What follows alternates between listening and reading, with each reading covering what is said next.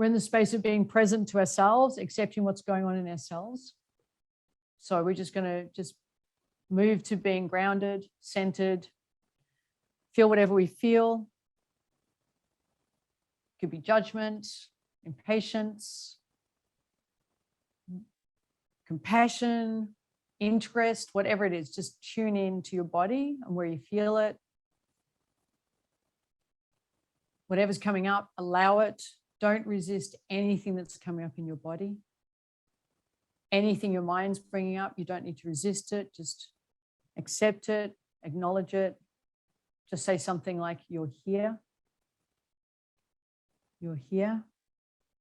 So if you're the client, you might find yourself being judgmental. Hello, judgment. Getting impatient with the client. Hello, impatience. Then you get mad at yourself for being judgy and impatient. You're going to say, hello, anger, at my judgment and impatience.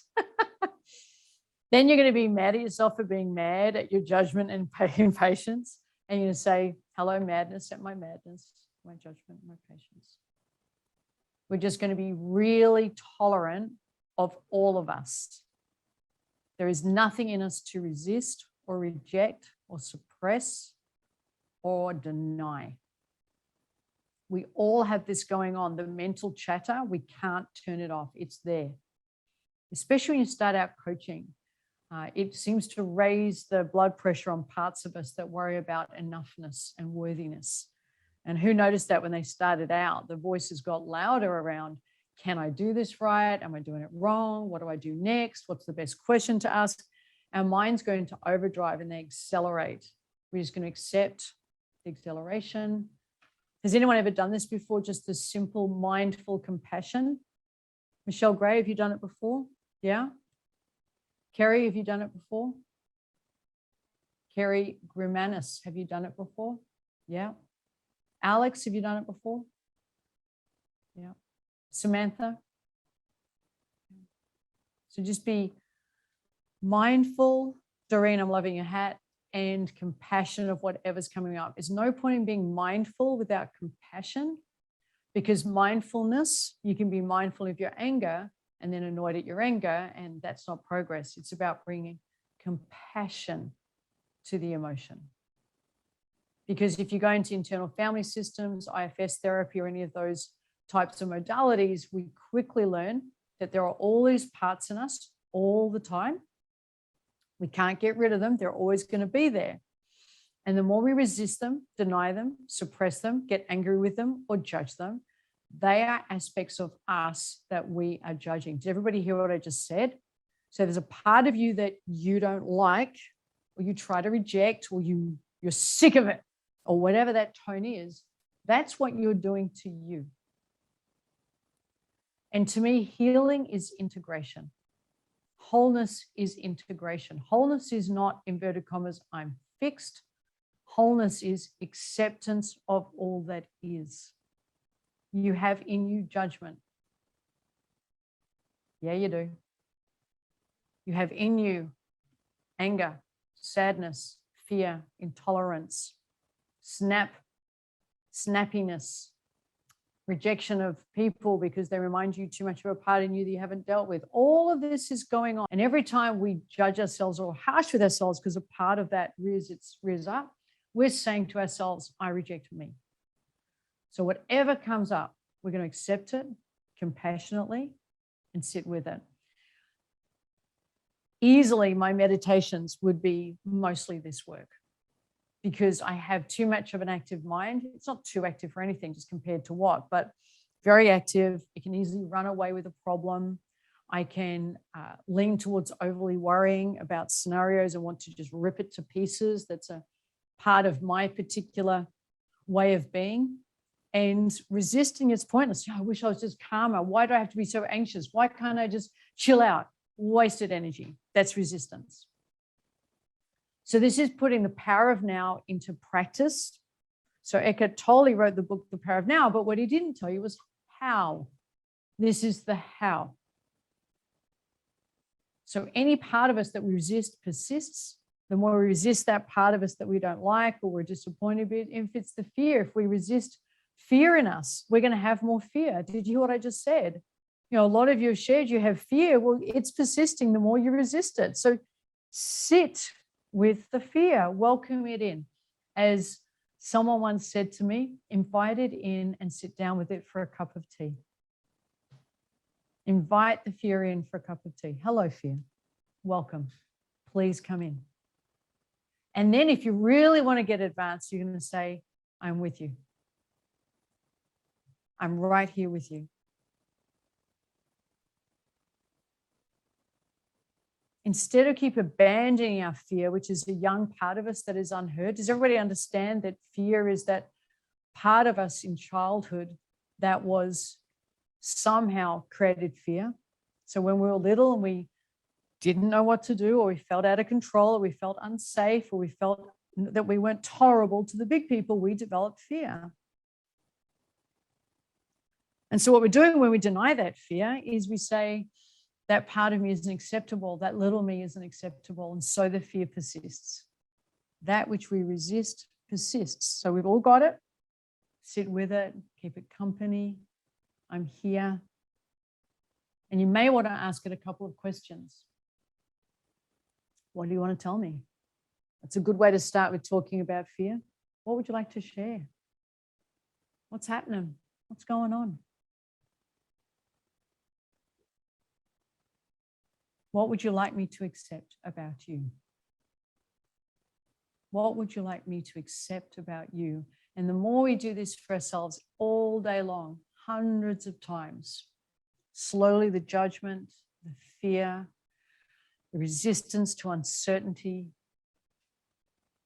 becomes friendlier, less strident, because we're attending to it instead of denying it.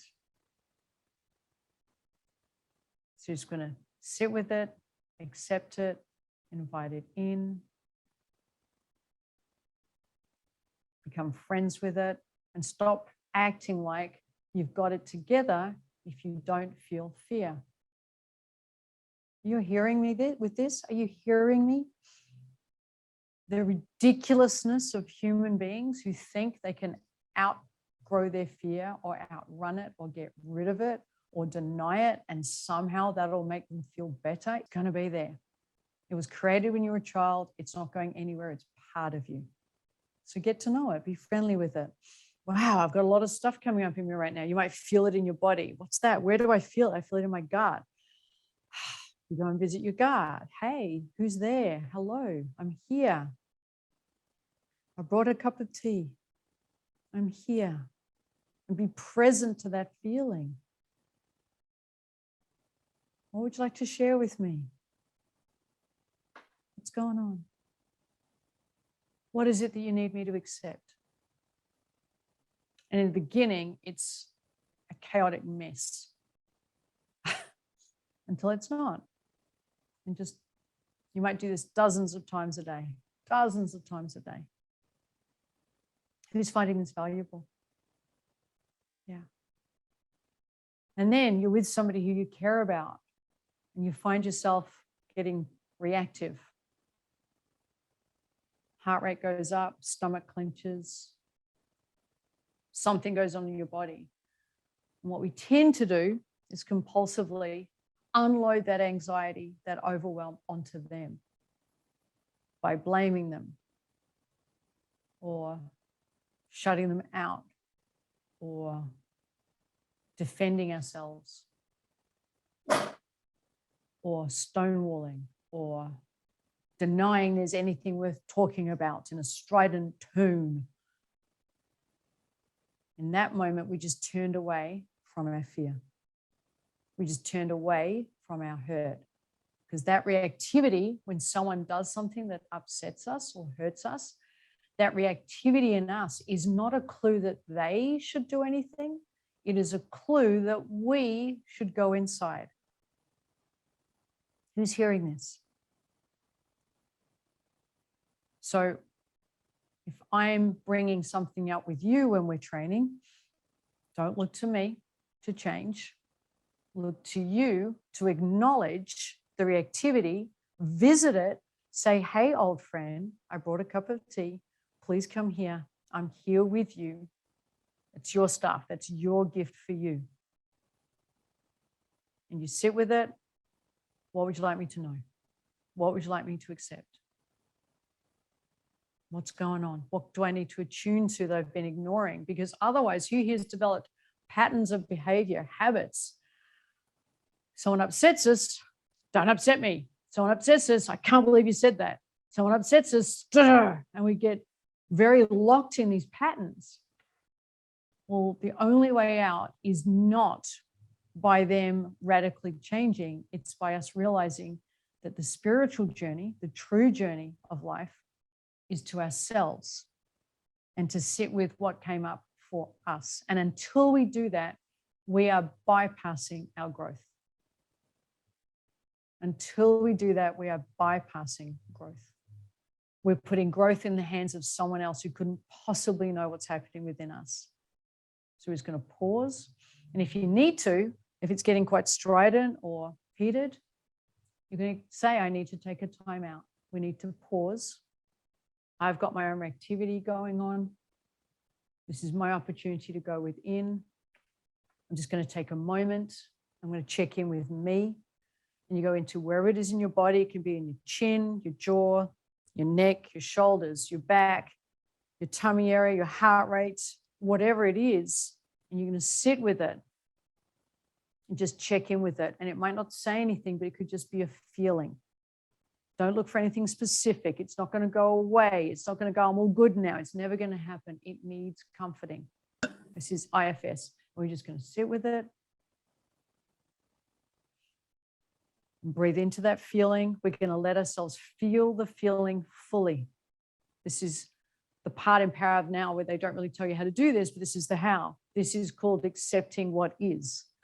This is how you do the accepting what is. You sit with it. You tune into it, and it will feel on occasion very overwhelming. And you will cry, or you will sob, or you will feel completely overwhelmed and out of control, or that you're never going to stop crying. You will, but you've never attended to that part, and it has a lot to express. Internal family systems. Who can relate to this? Who can relate? Yeah, all of us can. Because the alternative is this. You walk around hoping no one triggers you. Welcome to be very alone. Welcome to being very highly judgmental. Welcome to be highly offended and offensive because you're constantly assessing people as rejectable. Think about it, the alternative. You're not allowed to upset me. You will need to change so I don't have to face my upset. Is that not ridiculous? Everybody in the world, please do what I say, read my mind, do it my way so I never have to deal with my upsetness. I'm going to keep all the focus out there so I never have to go in here. Yeah. Yes, Jaden. Yeah, or just ignore me. Just put all the focus on you. If I could fix you, I don't have to face me. All these patterns are people-pleasing patterns, caretaking, golden child, heroes. So the job of the world is to not make you happy.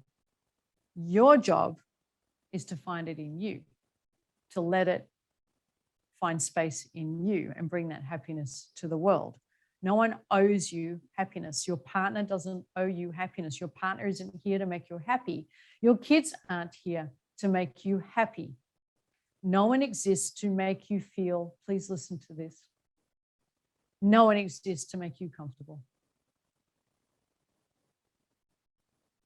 No one exists, especially people intimate in your lives, to make you comfortable.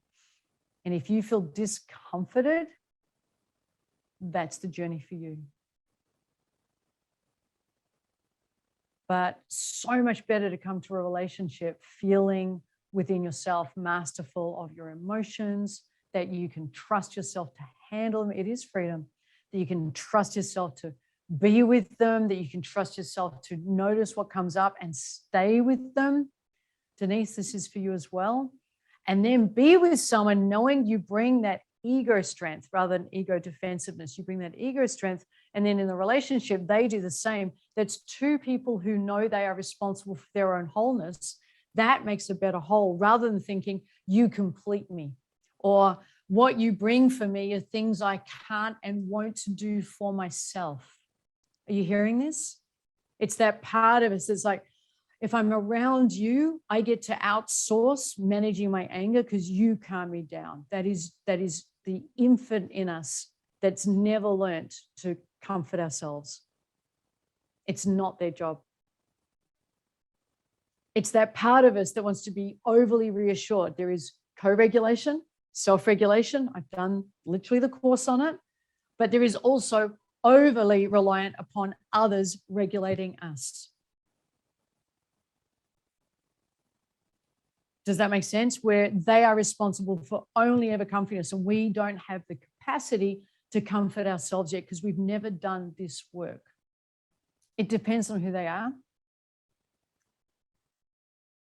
You can't make people do the work, but you're the one who, as long as it's not your children. Let's put some caveats around here. Anyone up to the age of 18, you are not expected to be bringing all of this. You're meant to be learning all of this. Heaps of space for anyone who's young. But what to do when they won't do the work? If they're your intimate partner and you stay in a relationship where they won't do the work and you have to pick up all the pieces, you are self-abandoning. You must sacrifice yourself to prop them up. That's the truth of it.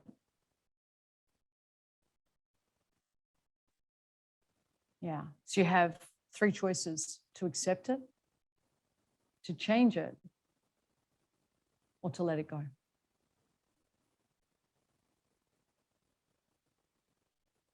It is big. None of this is small.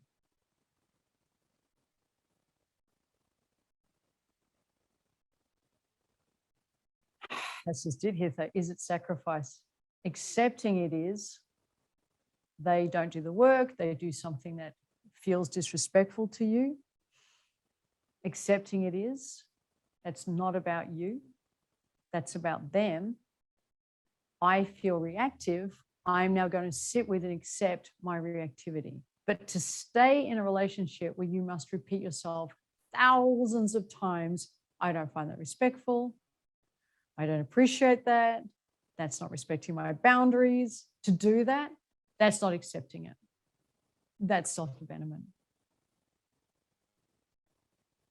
And it's really tough stuff. But we're here for emotional health. That's what emotional health looks like. It is boundaries that you respect yourself enough to absolutely stand by our boundaries and express them. What some people call tough. But I'd rather be viewed as tough and self-respecting than to be viewed as someone who can speak any way to me about anything and I'm going to accommodate it. Because that's not okay. I am the boundary queen. My boundaries are sacrosanct. They're not rules, they're not barriers, they're not walls, but we will have a certain type of communication. We will have a certain type of relationship that's built on compassion and consciousness and being present and doing our best and owning it when it's ours to own, and not expecting one or the other to do the heavy lifting for us because we never got around to doing the work. We got to do the work because it comes down to, are you self-abandoning, still having the conversations? Are we self-abandoning or are we reclaiming ourselves? These are our choices. These are our choices. We're either self-abandoning or reclaiming.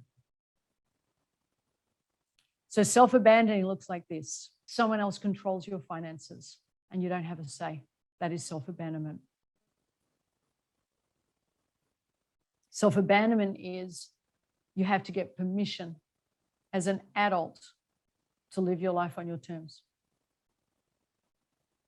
Self-abandonment is toning yourself down and being small because somebody can't handle you being big. Self-abandonment is you turning off emotions because somebody else is uncomfortable at that emotion, turning off your anger, turning off your sadness, turning off your disappointment, turning off your hurt, because their discomfort is more important to you than your own. That is self-abandonment. A level of toxicity that you need to be aware of is when you express a hurt and the person gets upset at you being hurt, that is toxic. That's self-abandonment. The real self-abandonment is this, though. You get hurt, they get discomforted by it and try and stop you, and you let them. That's self-abandonment. Or this, you get hurt, you express your hurt. They can't handle it because they've never done the work. They get angry with you for being hurt, and you then get upset and angry with their anger. So now your hurt is lost in the toxicity or their inability to do the work. You just caretaked their anger and abandoned your hurt. Is this hitting home for some of you? Yeah. Self-abandonment is designing a day around everyone else without any design for you. Mums, take note. Self-abandonment is making sure everything's beautiful around the house when the husband comes home. I'm speaking to women now, but if you're a house husband and you have this energy, just reverse it. Or if you're gay, just however it suits. I'll just speak heteronormatively for the speed of the conversation. And you make the house perfect. You have the meal on the table and it's never questioned. It's barely a thank you. And they get to come in and say, where's dinner? How to guarantee in my house there's no dinner?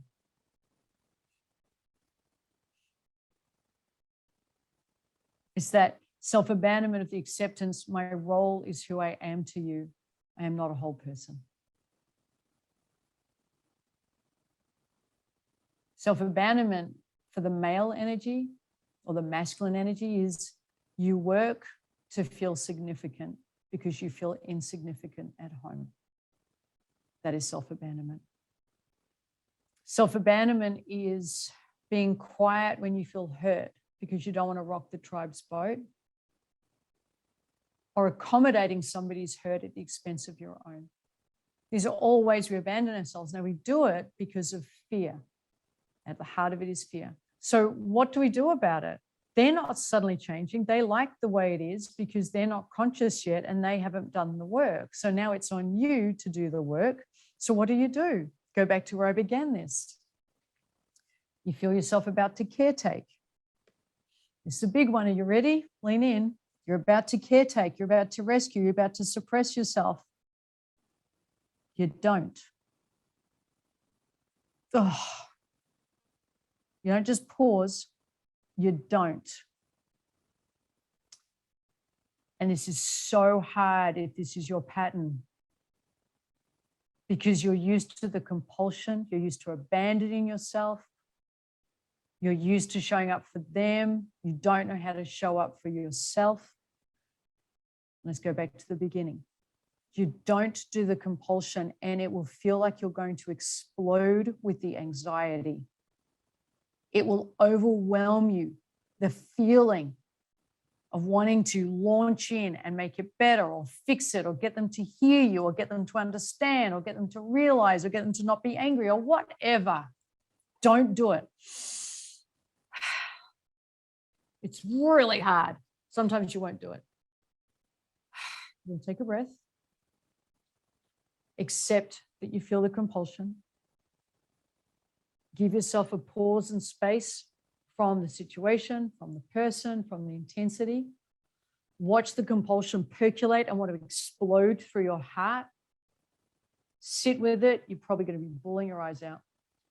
Accept it. Accept the tears around it. Accept the grief of it. Accept how hard it is to not do the compulsion. You are facing an addiction. And it's going to be this big and heavy, and it's going to feel like it's pounding out of your body. And the first time, and you're going to sit with it.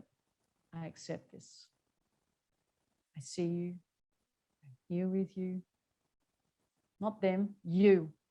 And instead of turning all the comfort and your energy and your love to them, you're going to turn it to yourself. Because you haven't, and that's why this hurts. Because you're so good at abandoning yourself. You're so good at pouring all that love into someone else. You're so good in believing that it's selfish to not take care of you, and that will stop because you will step back, go to you, feel like the explosion. Because every time you've compulsed yourself onto them, you ignored the explosion in you. You ignored you. You ignored your pain. You ignored your hurt. You ignored you. And now you're dealing with you. Now you're facing you. And you will sit with it. And the first 5 times, it is truly and utterly, it is like you can't do it. And you will give in. The compulsion will be too big. It'll be like an explosion in your body, and you'll go and act on the compulsion, and you will fix the scene again, or you will placate again, or you will people please again. You will do it again, and you'll come back and you go, why did I do that? All I did was get relief for the moment, and now I'm still stuck with my hurt, and I still haven't done me. And every time you act on the compulsion, you've just delayed dealing with you by another day. Every day. You don't deal with the compulsion. You delay dealing with you every day. And it's so hard, this work. This is the true spiritual path. Do it enough times, the compulsion will fade. And the neediness for that relationship will fade with it. The neediness will fade. What you feel as an addiction now will fade. It will fade. It will take time. You'll need to do it over and over and over. And eventually you'll realize what you thought was love was an addiction. And when you stop the addiction, you'll be left with what you're left with. And it may be love. And it may just be compassion. I feel for you, but I feel for me more. I love you, but I love myself more. I'm here for you, but I am here for myself more. That's the day of freedom. When you're there for you first. That is not selfish. That's the whole point. It is the whole point, because then you show up as whole, and anyone who isn't doing the work will not be able to understand how to relate to you. They will find it the weirdest conversation, because you're not getting hooked, and you're not doing the compulsion, you're not rescuing them, and you're not doing your pattern, and you're not getting triggered the way you were. You're just sitting in your good wholeness, feeling you, noticing what comes up and acknowledging it and giving it a cup of tea and sitting with it and loving it. It's like, hang on, I'm just going to give myself a little bit of love. There's a little bit of me that needs a bit of tenderness. I get that you can't do it for me. I'm just going to do it for me.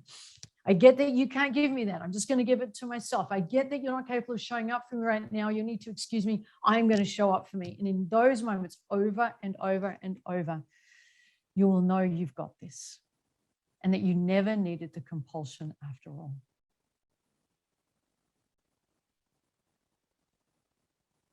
Good on you, Danielle. Danielle.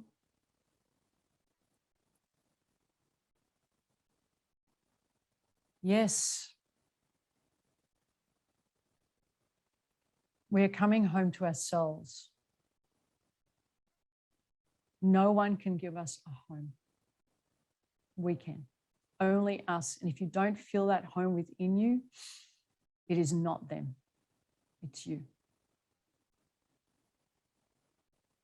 Now, on the flip side of the coin, we deserve to have people in our lives who nourish us, who top us up, who see us, hear us, feel us, understand us, and validate us for who we are, including the mess, the drama, the puddle, the out of controlness, the fear, the hurt, all of it.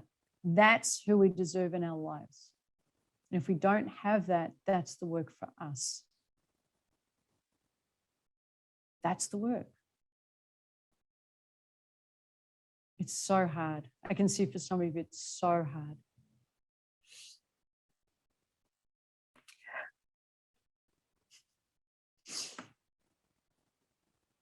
It is so hard.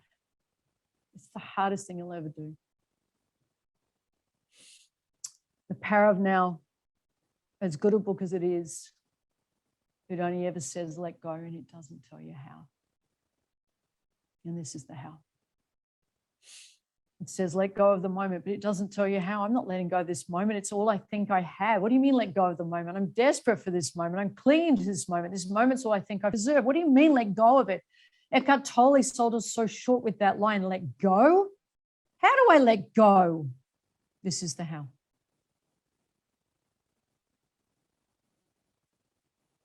And it's all of this. It sucks until it doesn't. It's not letting go of them. It's not even letting go. I don't think that's accurate. It's letting in.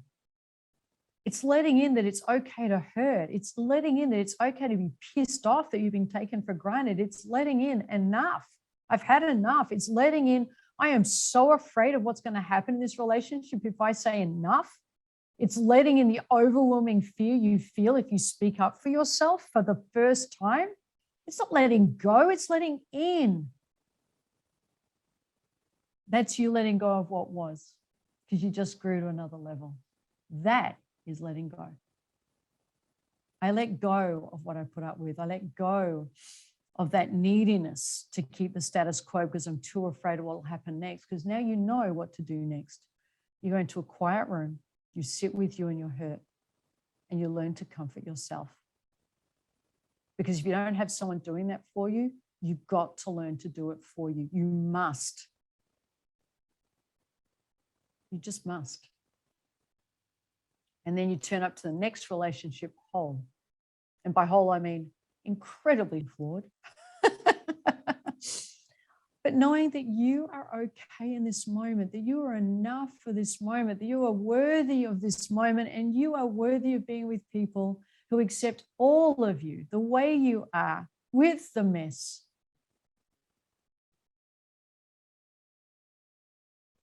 Yeah, good on you, Tanya. And if you're in a relationship where this seems impossible, they have you too off balance. The relationship dynamics and pattern is too off balance. It's too out of whack.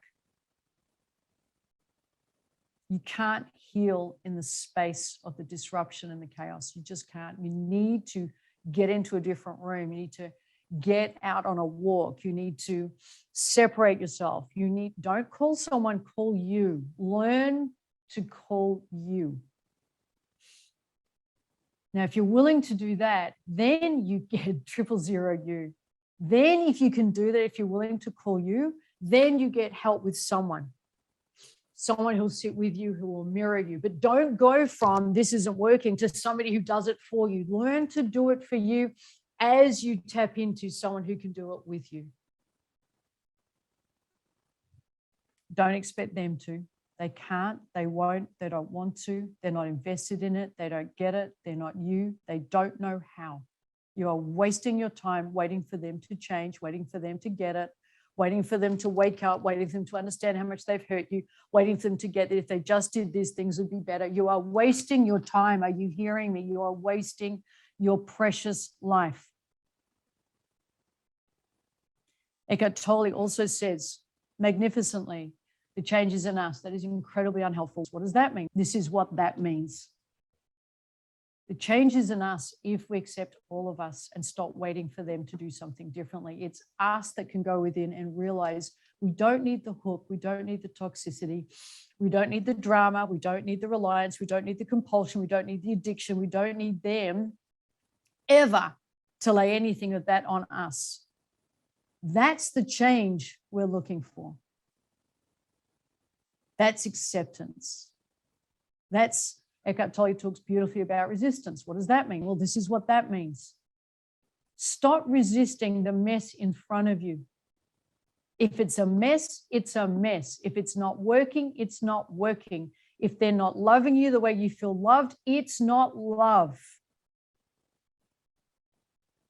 If your hurt causes discomfort and you let that rule, that is you resisting accepting my hurt causes discomfort and I am acting like that's okay?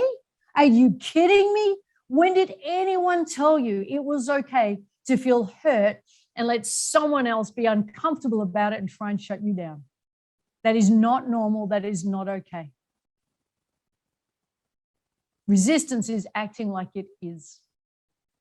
That's what he meant when he said, don't resist. Very unhelpful line. No how. There's the how. Accept it. Don't justify it. Stop the justifications. Stop saying they must be having a bad day.